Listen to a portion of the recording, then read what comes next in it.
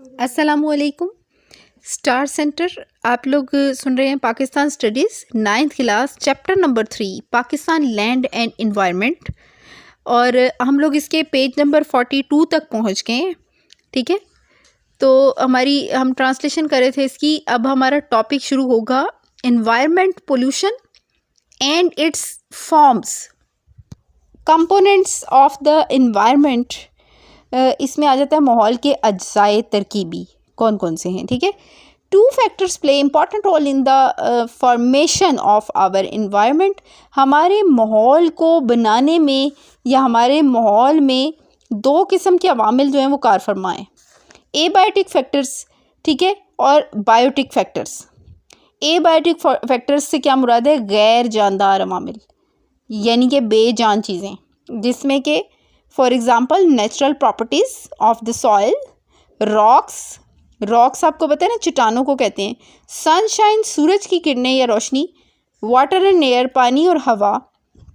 ठीक है, natural properties of the soil तबई ज़मीनी खदोखाल जो होते हैं। ठीक है, और बायोटिक फैक्टर्स कौन से हैं? Humans, animals and plants.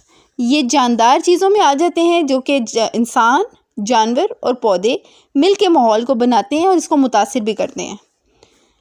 Factors causing environment changes, following factors cause changes in the environment. मैं हूँ पेज नंबर 42 पे, Pakistan studies chapter number 3 Pakistan land and environment, और हम पढ़े हैं environment pollution and it's forms. ठीक है, 9th क्लास पाकिस्तान स्टडीज़। तो 9th क्लास आप लोगों का यहाँ से factor causing environment changes, following factors cause changes in the environment, कौन कौन से फैक्टर्स हैं, अवामिल हैं जो कि माहौल को तब्दील कर देते हैं। ठीक है, इसमें है density of the population, ratio of urban and rural population. Urban and rural ये कहते हैं शहरी और देही आबादी को। ठीक है, रूरल कहलाती है देही आबादी और अर्बन कहते हैं शहरी। ठीक है, इसकी शरह आबादी की या तनासुब कि किस हिसाब से शहरी और देहाती आबादी बढ़ रही है। ठीक है, डेंसिटी ऑफ पॉपुलेशन से मुराद है आबादी की गुंजानी। ठीक है, अर्बन एंड रूरल प्लानिंग बहुत ज़्यादा इसमें काउंट करती है कि शहरी और देहाती मनसूबाबंदी कैसी है। ठीक है, और sanitary habits and disposal of the refuse, इससे मुराद ये है, सैनिटरी से मुराद ये है कि हिफ़्ज़ान सेहत के बारे में लोगों की आदत, यानी कि लोग अपनी सेहत का ख्याल कितना ज़्यादा रखते हैं और कहाँ पे बिल्कुल ही नहीं रखते हैं, इससे वहाँ के माहौल पे बहुत फ़र्क पड़ता है। और फिर वेस्ट कैसे करते हैं वो फुजलात को, और मतलब कि वेस्टेज, जो वेस्ट करने वाली चीज़ें उनको वेस्ट किस तरह से करते हैं, ये बहुत माहौल पे असरअंदाज होता है। और ड्रेनेज एंड सीवरेज सिस्टम आ जाता है इसमें, निकासी आब और सीवरेज सिस्टम, यानी कि ये नालों और गटरों वगैरह का जो निज़ाम होता है। ठीक है, energy consumption and resultant air pollution problems, traffic. फिर इसके अलावा तवानाई का इस्तेमाल और इसके नतीजे में पैदा होने वाली आलूदगी और ट्रैफिक वगैरह। ट्रैफिक के ज़रिए माहौल बहुत ज़्यादा आलूदा होता है। अब कहाँ के लोग कैसी ट्रैफिक इस्तेमाल करते हैं, जैसे कि आप ये देखें कि चाइना में लोग ज़्यादातर साइकिल चलाते हैं ना, साइकिलों का इस्तेमाल करते हैं, तो वहाँ का माहौल कम आलूदा है आलूदगी से बचने के लिए। ठीक है, वो वहाँ पर लोग ज़्यादातर साइकिल चलाते हैं, साइकिल का इस्तेमाल करते हैं, बाइसिकल यूज़ करते हैं। तो जहाँ पे गाड़ियाँ बहुत ज़्यादा होती हैं ना, और गाड़ियों का धुआं जो होता है वो माहौल को आलूदा बनाता है। तो इस यहाँ पे इस पॉइंट से मुराद इनकी ये है कि माहौल में रहने वाले दरअसल जो लोग हैं उनकी आदतें बहुत मुतासिर करती हैं उस माहौल को। ठीक है, इंडस्ट्रियल वेस्ट, सनती एरियाज़ जो होते हैं ना, जहाँ पे बहुत ज़्यादा सनतें होती हैं, जैसे मिसाल के तौर पे हमारे पाकिस्तान में गुजरांवाले का इलाका है, ठीक है, या वज़ीराबाद वगैरह है, तो यहाँ पे इंडस्ट्रीज़ बहुत ज़्यादा हैं। तो क्या होता है कि यहाँ पे इंडस्ट्रीज़ का जो वेस्ट होता है वो माहौल, यहाँ की आबोहवा बहुत ज़्यादा आलूदा होती है। यहाँ तक कि इनके इर्द गिर्द के शहर, जैसे कि गुजरांवाला जो है वो अगर लाहौर के साथ है तो ये दोनों ही बहुत ज़्यादा आलूदा हो जाते हैं। ठीक है, इनकी आबोहवा ये बाकायदा महसूस होती है आलूदगी। तो यहाँ पे ये कह रहे हैं कि जहाँ पे इंडस्ट्रीज जो हैं बहुत ज़्यादा होती हैं और फिर वो अपना वेस्ट इर्द गिर्द फैलाती हैं, तो उससे आलूदगी बहुत फैलती है। फिर फॉरेस्ट एंड प्लांटेशन, इससे मुराद ये है कि दरख्त और पौधे कितने हैं। अब अगर जिन इलाकों में दरख्त और पौधे ज़्यादा होते हैं तो वहाँ पे आलूदगी को वो कंट्रोल कर लेते हैं, आलूदगी कम होती है। लेकिन अगर किसी इलाकों में दरख्त और पौधे बहुत कम हैं और ख़त्म कर दिए गए हैं या काट दिए गए हैं या लोग लगाते ही नहीं हैं, आदत ही डेवलप नहीं है उनकी, हरियाली नहीं है वहाँ पे, तो वहाँ के माहौल को बहुत ज़्यादा उससे फ़र्क पड़ता है। रेन्स एंड वाटर कोर्सेज, ठीक है, रेन्स कहते हैं बारिशों को, और वाटर कोर्सेज जो है ना, ये इससे मुराद है आबी गुजरगाहें, ठीक है, आबी कहते हैं पानी की।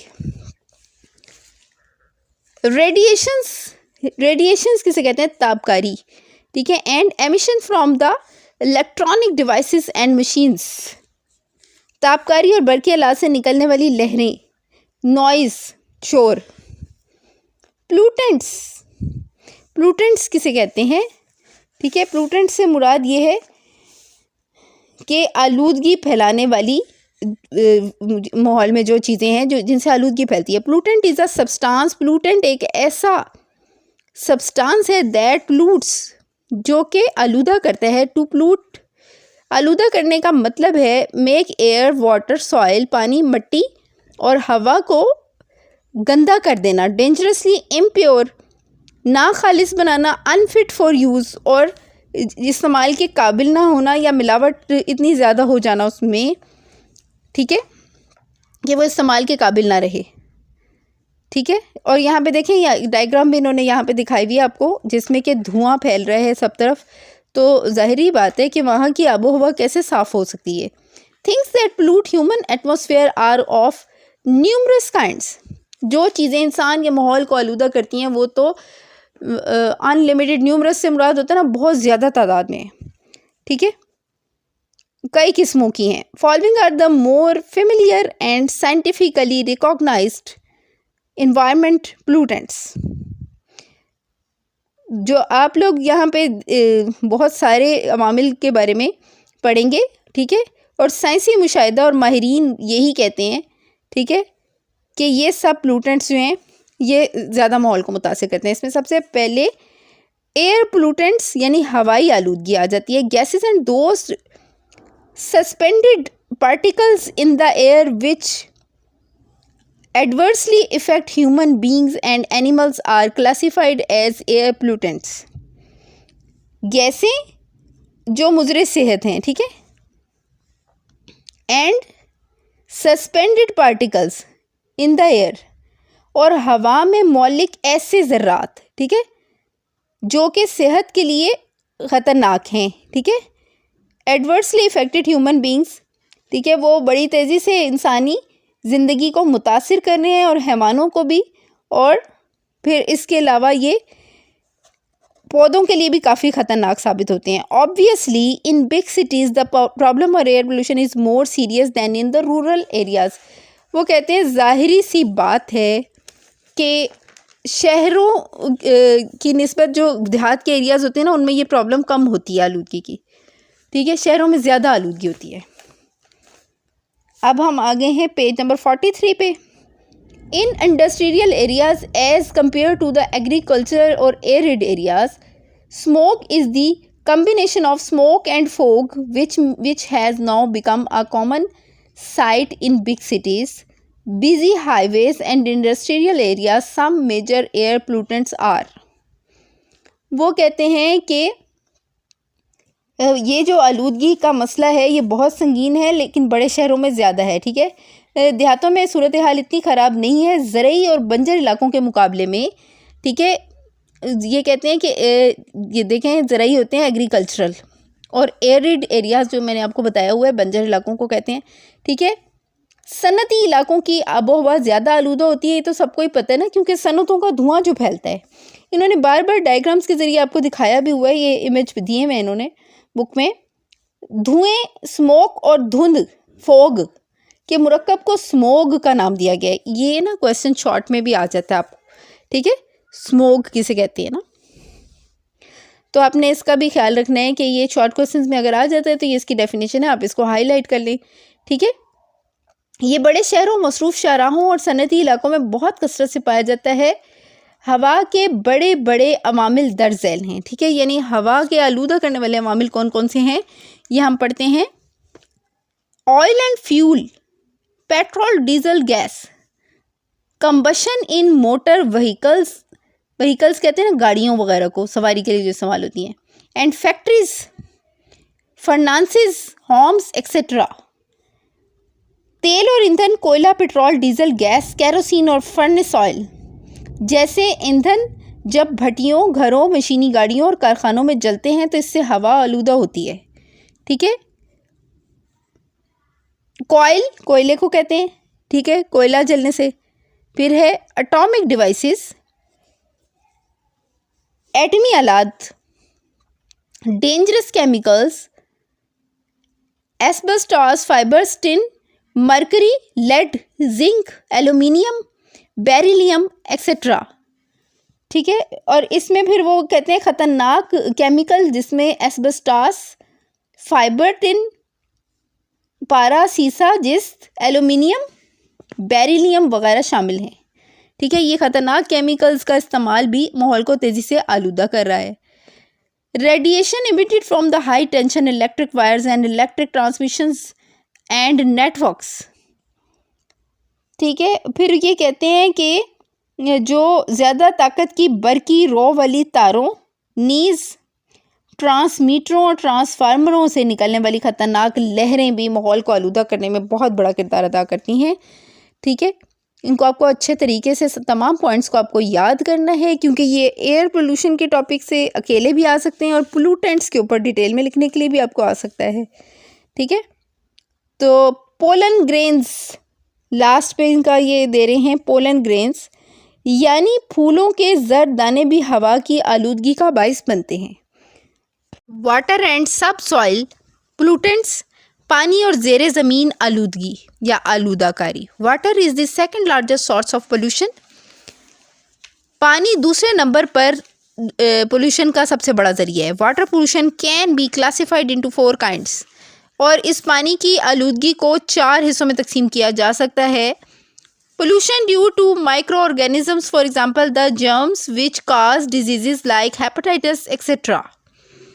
माइक्रो ऑर्गेनिजम्स के ज़रिए जो पानी में जो जरासीम आते हैं ना, उसके ज़रिए जो बीमारियां फैलती हैं और वो भी माहौल को आलूदा करती हैं ना, पानी आलूदा हो जाता है उससे, पानी में जो जरासीम आते हैं, जैसे कि हेपेटाइटिस फैलता है पानी के जरासीम से, ठीक है। तो ये माइक्रो ऑर्गेनिज्म से मुराद ये है कि जरासीम की आलूदगी जो होती है, ठीक है। Organic pollution, for example, organic pollution मिसाल के तौर पे sewerage in the urban localities, pesticides, fertilisers and animal refuse. फिर आपकी दूसरे नंबर पे आ जाती है नामियाती आलूदगी, मसलन शहरी इलाकों की सीवरेज, खादें और हैवानी फुजला वगैरह, ठीक है। Inorganic pollution, poisonous water running out of factories which may contain chemicals like arsenic, lead, potassium, phosphorus and 100 others of the kind. Inorganic pollution से मुराद है गैर नामियाती आलूदगी, मसलन जो सनती कारखानों का जहरीला पानी आता है ना, जो फैक्ट्रीज़ वगैरह से आता है, जिसमें आर्सेनिक, सीसा, पोटाशियम, फास्फोरस और इन जैसे सैकड़ों दूसरे जहरीले अज्जा शामिल होते हैं, जिनकी मतलब इंसानी सेहत को जो बहुत नुकसान पहुंचाते हैं। सीधी सीधी बात है कि केमिकल्स के ज़रिए फैलने वाली। इसकी एक मिसाल कसूर के इलाके में, ठीक है, कसूर शहर है, पाकिस्तान में है, चमड़े के कारखानों से खारिज होने वाला आलूदा पानी है, ठीक है। यानी चमड़े के जो कारखाने हैं वहाँ से जो पानी आलूदा खारिज होता है वो कैंसर का सबब बन रहा है, ठीक है। Sedimental pollution means the substance that provides favourable environment for the growth of sub water plants. This water is difficult to filter because it chokes the filters and it consumed by humans in it damages the kidneys, ठीक है।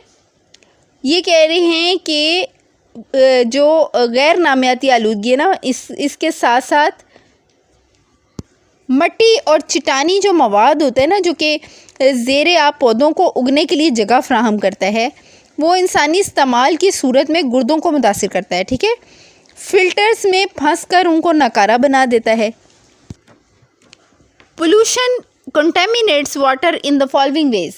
आलूदगी दर झैल ज़राए से पानी पर असरअंदाज होती है। इसमें नंबर 1 पे आपका आ जाता है pollution of natural water courses, rivers, canals and streams. This type of pollution is generally caused due to the throwing of industrial waste into these water courses. सीधा सीधा ये कह रहे हैं कि जो पानी के जो रास्ते हैं, मसलन दरियाओं, नहरों और नदियों का आलूदा होना, इस किस्म की आलूदगी इस वक्त पैदा होती है जब आबी गुजरगाहों में सनती फुजला फेंका जाता है। यानी सनतों का जो वेस्ट है, जो सनतों का वेस्ट होता है ना, वो बहुत ज़्यादा उसमें केमिकल्स शामिल होते हैं जो इंसानी और जानवरों और पौधों सब के लिए ही सेहत के लिए नुकसानदेह होते हैं। तो इनका कोई प्रॉपर असल में हल होना चाहिए कि वो शहरों के साफ़ पीने के पानी और इस्तेमाल के जो पानी है उसमें शामिल ना हो। और अंडरस्टूड सी बात है, हमारे पास जो पानी आता है वो सारा दरियाओं से ही आता है, और यही पानी नहरों और दरियाओं का पानी पूरे शहर में और सब जगह पूरे मुल्क में इस्तेमाल होता है। तो जो इस फैक्ट्रियों का वेस्ट है ये इसे तबाह करने में बहुत बड़ा किरदार अदा करता है। ठीक है, स्ट्रीम्स, नदियाँ of contaminated and polluted water, आलूदा और जहरीले पानी की created by the industrial waste, जो कि इंडस्ट्रियल वेस्ट के ज़रिए तख्लीक होते हैं। यानी कि पानी एक ख़ास किस्म का जहरीला और आलूदा जो नदियाँ से बन जाती हैं ना इस वेस्ट की। Open drains and uncovered sewerage system, फिर इसके अलावा जो ओपन ड्रेन्स हैं, खुली नालियाँ, यानी कि खुली नालियाँ ऊपर से कवर होनी चाहिए।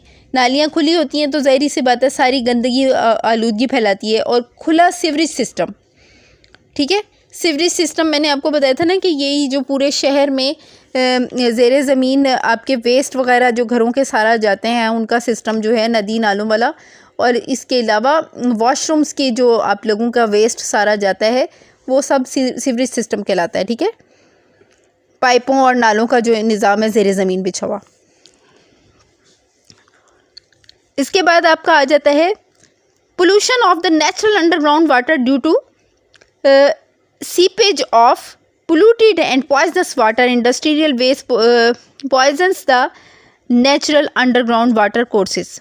वो कहते हैं कि नेचुरल अंडरग्राउंड जो वाटर की पोल्यूशन है ना, यानी कुदरती ज़ेरे ज़मीन पानी की आलूदगी, इसका सबब यह है कि सयाल, सनती फुजला और फैक्ट्रियों से निकलने वाला जहरीला पानी ज़मीन की तहों से रिस कर ज़ेरे ज़मीन कुदरती पानी के धारों में शामिल होना शुरू हो जाता है। यानी तमाम किस्म का गंदा पानी जो है वो कुदरती तौर पर साफ़ सुथरे ज़ेरे ज़मीन पानी में शामिल हो जाता है। सारे पॉइंट का मतलब ये था। ठीक है, फिर आ जाता है सब standard and unhygienic underground sewerage system. ठीक है, ये कहते हैं नाकिस, ये सब स्टैंडर्ड से मुराद है नाकिस। ठीक है, और अनहाइजीनिक से मुराद ये है कि हिफ़्ज़ाने सेहत के असूलों के ख़िलाफ़। ठीक है, अंडरग्राउंड सीवरेज सिस्टम, ज़ेरे ज़मीन सीवरेज सिस्टम, मैंने आपको बताया ना सीवरेज सिस्टम से मुराद हमारा सारा गटरों का ये निज़ाम जो है, और ये तमाम लोगों के जो जितने भी घर बनते हैं उनके वॉशरूम्स का जितना भी पाइपलाइंस हैं सारी, वो जाकर जिन नदी नालों में और जिन गंदे पानी के नालों में गिरती हैं, सारा सीवरेज सिस्टम कहलाता है जो पूरे शहर में फैला होता है। ठीक है, ज़मीन और मिट्टी की आलूदगी। ठीक है, लैंड सॉइल पोल्यूशन, लैंड और soil is polluted in the number of ways. ज़मीन और मिट्टी बहुत से तरीक़ों से आलूदा हो सकती है। अगली outlook due to the accumulation of trash, plastic bags, empty tins, cans and household refuse at public places। ठीक है, सीधा सीधा हमें इस पॉइंट को पढ़ के पता चल रहा है कि ज़मीन और मिट्टी की आलूदगी में सबसे पहला पॉइंट कूड़ा, प्लास्टिक और पॉलीथीन के खाली लिफाफे, खाली टिन और घरेलू फजले का आम गुजरगाहों पर जमा होना है। ठीक है, यानी कूड़ा करकट सही तरीके से ना फेंकने से। indecent town planning and non-civic habits of the people। नाकिस शहरी मनसूबाबंदी और लोगों की गैर सेहतमंदाना और गैर महज़ब आदत में कौन कौन सी आदतें आ जाती हैं। मिसाल के तौर पर सिगरेट आधा पी के उसको फेंक देना, ठीक है, और इसी पर ही बस ना करना, बल्कि बहुत सारे लोग जो हैं वो थूक रहे होते हैं जगह जगह, ठीक है, मतलब नहायत ही गलीज़ किस्म की दिल ख़राब करने वाली हरकतें होती हैं ना ये। तो ये जो लोगों की हैबिट्स होती हैं ना, गैर सेहतमंदाना हैबिट्स यही होती हैं। खांसते रहना, ये ध्यान नहीं करना कि दूसरे लोगों पे इसका क्या इफ़ेक्ट हो रहा है, छींकना बहुत ज़्यादा, सब पब्लिक के बीच में छींकना, ठीक है। नेक्स्ट पे आपका पॉइंट आ जाता है cutting of forest. As per international standards at least 25% of the land is every country should be covered with forest, ठीक है। जंगलात का काटा जाना, इसमें वही वाला मसला आ जाता है कि जो इंटरनेशनली हमें जंगलात के रकबे की लिमिट दी गई है ना कि 25% जो ज़मीन का हिस्सा है वो उस पर जंगलात होने चाहिए, ठीक है, तो वो बहुत कम है हमारे पाकिस्तान में एरिया जहाँ पर जंगलात हैं, तो बहुत ही कम है इसके मुकाबले में, जिसकी वजह से आलूदगी बहुत ज़्यादा फैल रही है, ठीक है। एब्जॉर्प्शन ऑफ पॉइजनस केमिकल्स और herbicides, pesticides and insecticides into the soil through water. जी वो ये कह रहे हैं कि इसमें एक और बहुत बड़ा फैक्टर, यानी कि पानी के ज़रिए से ज़मीन में जहरीले कीमियाई मादों मसलन खादों, कीड़े मार दवाइयों, जड़ी बूटियों के साथ साथ तल्फ करने वाली दवाइयाँ, यानी कि कीड़ों को मारने के लिए जो दवाइयाँ इस्तेमाल होती हैं ना वो बहुत ख़तरनाक होती हैं। उनका ज़मीन में जज़ब हो जाना भी हमारी सेहत के लिए बहुत ख़तरनाक होता है, ठीक है, क्योंकि देखें ये ज़मीन में जज़ब होती हैं, ठीक है, पानी भी आलूदा, मिट्टी भी आलूदा, उस मिट्टी में उगने वाली सब्ज़ी कैसे साफ़ हो सकती है, ठीक है। हम उसमें से जो फल और सब्ज़ियाँ खाते हैं, जो दरख्त पौधे उस पर उगते हैं, वो जहरीलापन और वो आलूदगी के असरात उसमें भी आते हैं ना। तो यहाँ पे मुराद इसकी ये है over grazing of the pastures, ठीक है, मवेशियों की जो हद से ज़्यादा चरना खेतों को, ठीक है, and unnecessary burning and cutting of plants, हद से ज़्यादा पौधों को जलाना और उनको काटना। मैं अभी पीछे भी ये बात डिस्कस कर चुकी हूँ कि पौधे काटने और जलाने के लिए तो इंसान तैयार है, लेकिन लगाने के लिए बहुत कम नेक लोग हैं जो कि इस तरफ ध्यान देते हैं। दरख्त लगाना एक बहुत बड़ी नेकी है और हमें अपने नई नस्ल को, बच्चों को ये आदत सिखानी होंगी कि दरख्त ज़्यादा से ज़्यादा लगाए जाए, ठीक है, या कम से कम जो लोग दरख्त काटते हैं उन्हें चाहिए कि वो दरख्त लगाया भी करें। पेज नंबर 44 पे हुए और measures to prevent environmental pollution. वो कहते हैं कि माहौलियाती आलूदगी को ख़त्म करने की तदाबीर कौन सी हो सकती हैं। We should adopt the following measures to prevent environmental pollution. हमें कुछ तरीके इख्तियार करने होंगे माहौल की आलूदगी को दूर करने के लिए। क्रिएशन ऑफ जनरल अवेयरनेस, लोगों में मालूमात में इजाफ़ा करना, ठीक है। जैसा कि मैं अभी आपको बता रही थी कि ऐसी हुकूमत की तरफ से बहुत सारी मुहिम चलती भी रहती हैं और इनमें और ज़्यादा इजाफ़ा होना चाहिए कि लोगों में पौधे लगाने की, जैसे माहौल की आलूदगी को दूर करने के लिए सबसे ज़्यादा अवेयरनेस ये है कि एक तो वेस्ट करने की, कूड़े वगैरह को, ठीक है, जो आपका वेस्ट होता है उसको उसका सदेबाब करने के लिए, उसकी आलूदगी को रोकने के लिए इक़दाम किए जाएं, ठीक है। जगह जगह कूड़ा करकट ना फेंका जाए, ठीक है। तो इसकी लोगों में अवेयरनेस देना, उनको ये तमीज़ और सलीका सिखाना कि किस तरह से वो अपने माहौल को साफ़ रख सकते हैं, ठीक है। Environmental pollution is a great menace to the future of humanity. It is our prime responsibility to create general awareness into the people through education and information, ठीक है। ये हमारी ड्यूटी है कि हम लोगों में शऊर पैदा करें और इनके अंदर फ़िक्र पैदा करने की ज़रूरत है तालीम के ज़रिए से, ठीक है, और मालूमात के ज़रिए से। About the gravity of its consequences and about an individual's role in the preventing the hazards caused by environmental pollution. Hazards कहते हैं बड़े बड़े ख़तरात को, ठीक है। तो बताना चाहिए कि अगर एक फ़र्द ने अपना किरदार अदा ना किया तो उससे माहौल को कौन कौन से ख़तरात लाहक होंगे, इसके बारे में आगाही देना लोगों को, ठीक है। इसके बाद नेक्स्ट पॉइंट हमारा आ जाता है प्रिवेंशन ऑफ अर्बनाइजेशन, ठीक है। शहरों को बढ़ने से रोकना, यानी शहरों की आबादी को तेज़ी से बढ़ने से रोकना। Bigger cities have bigger pollution problems, बड़े शहर बड़े मसाइल रखते हैं, ठीक है, यानी बड़े शहरों में ज़्यादा मसाइल होते हैं।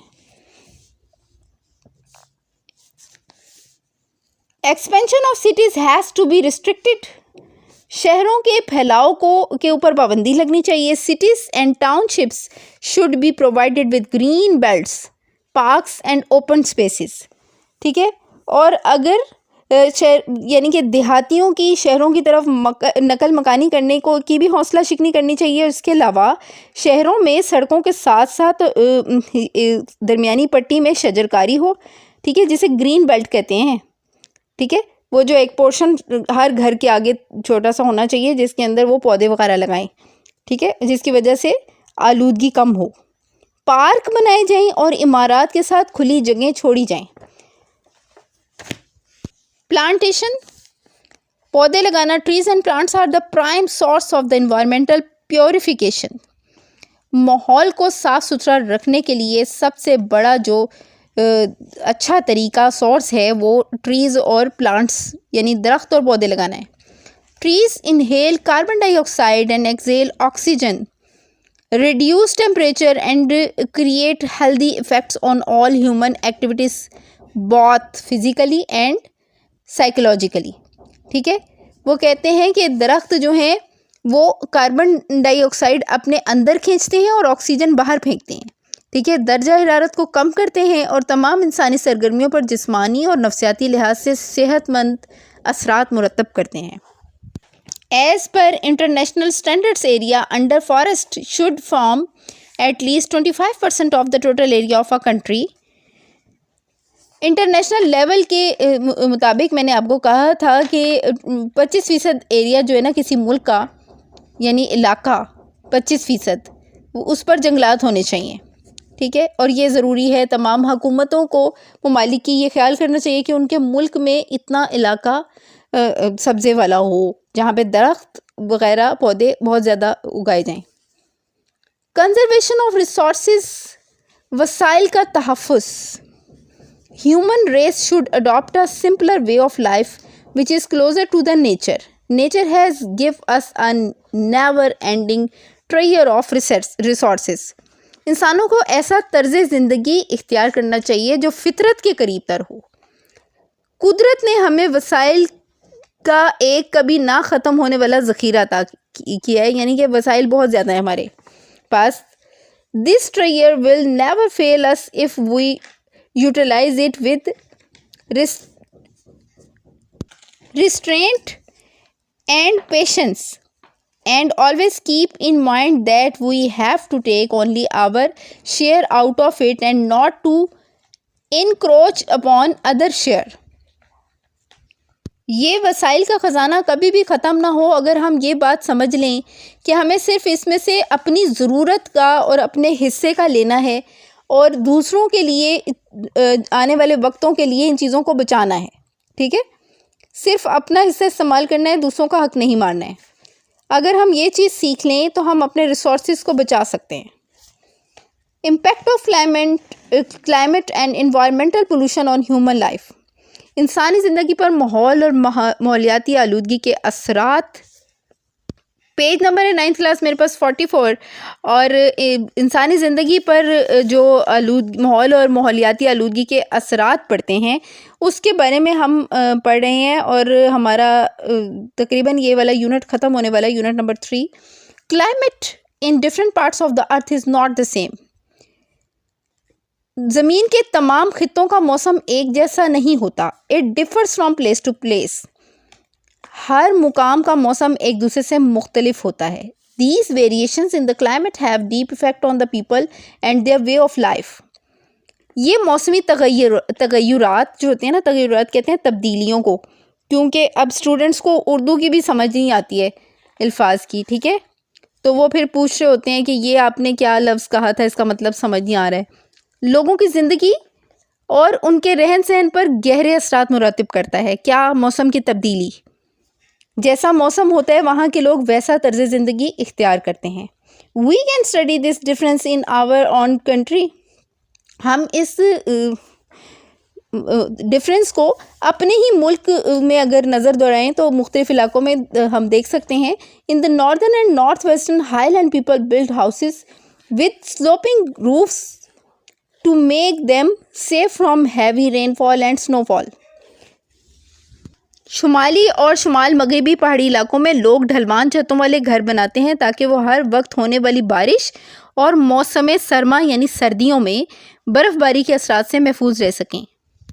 इन Karachi, Hyderabad and other Sindh areas sea breeze blows, समुद्री हवाएं जो चलती हैं थ्रू आउट द ईयर, पूरा साल। This reduces the effect of the high temperature, ठीक है। ये क्या होता है इससे कि हाई टेम्परेचर का जो असरात होते हैं ये कम होते हैं। Windows and ventilators are provided at such height in the house as to receive maximum sea breeze, ठीक है। तो समुद्र की हवाओं को ज़्यादा से ज़्यादा इस्तेमाल करने के लिए वहाँ के घर ऐसे बनाए जाते हैं, कराची, हैदराबाद और सिंध के जो इलाकों के घर हैं, ताकि ऐसी खिड़कियाँ और रोशनदान वगैरह बनाए जाते हैं जहाँ से बुलंदी पर भी समुद्र की हवा मकानों के अंदर तक पहुँच सके। To the south of the Hindu Kush there are a number of rivers which make the land fertile. कोहे हिंदू कश के जुनूब में बहुत से दरिया बहते हैं जिसकी वजह से ज़मीन नहायत ज़रखेज़ है। They pass through Chitral, Swat and दीर।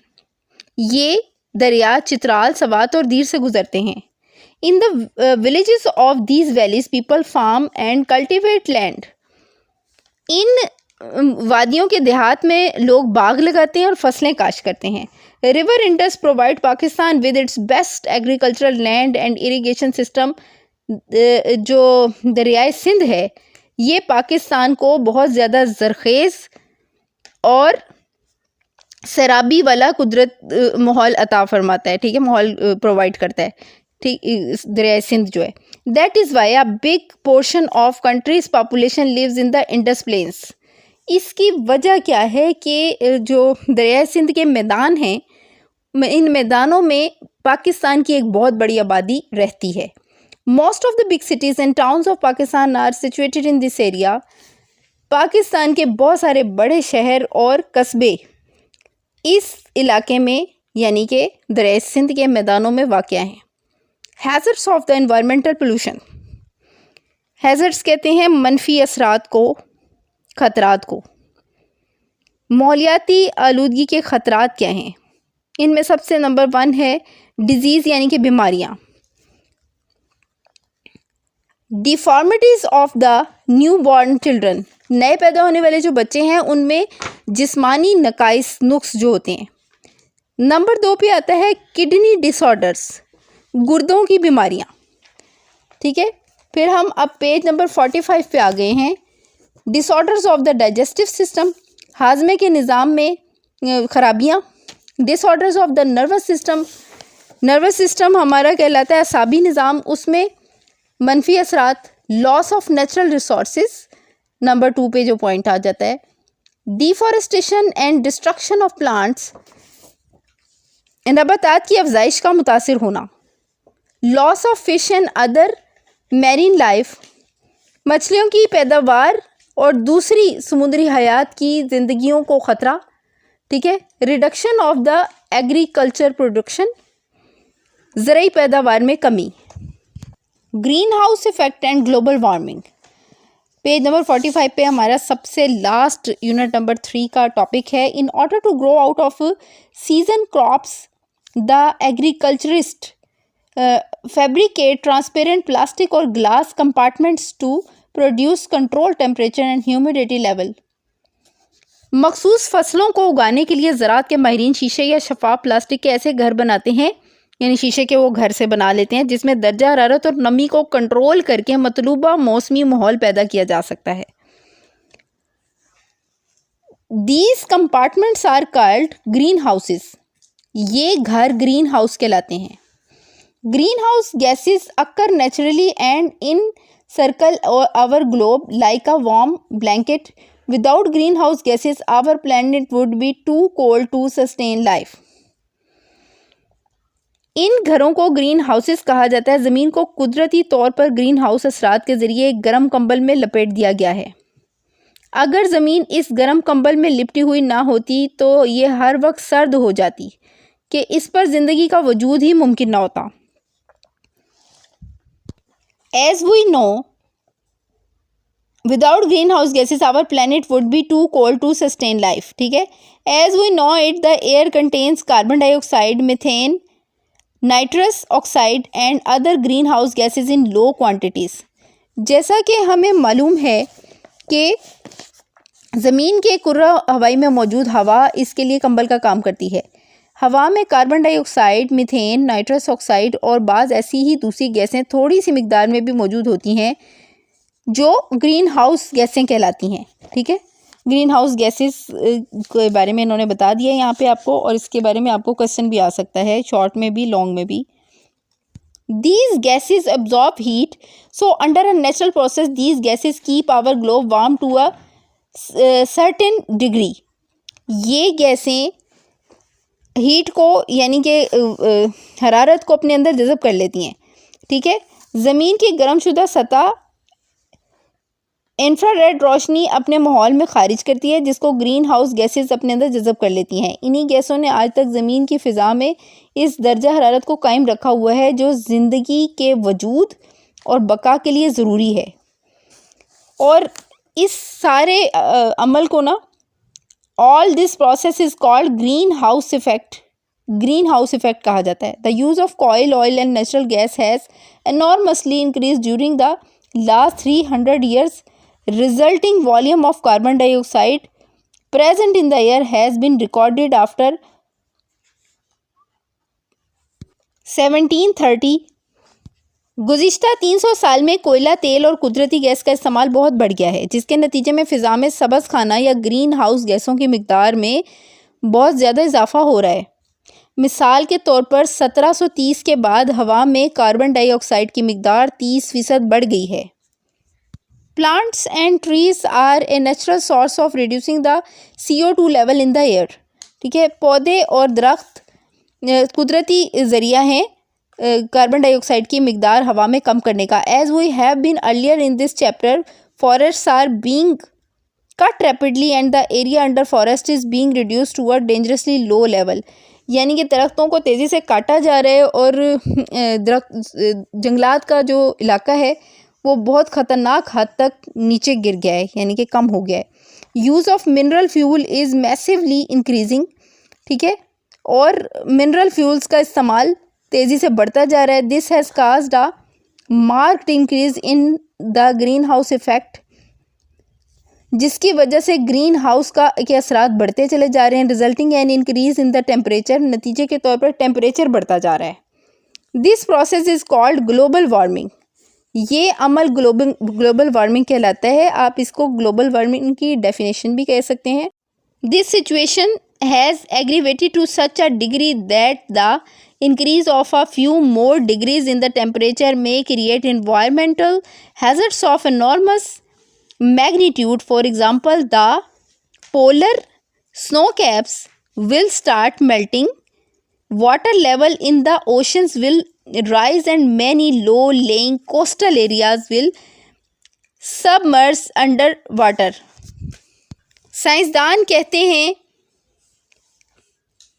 कि अगर मादनी ईंधन का इस्तेमाल इसी रफ्तार से जारी रहा और जंगलात इसी रफ्तार से काटे जाते रहे तो ग्रीन हाउस इफ़ेक्ट में बेपनाह इजाफा होगा जिससे ज़मीन का दर्जा हरारत गैर मुतवाज़न तौर पर बढ़ जाएगा।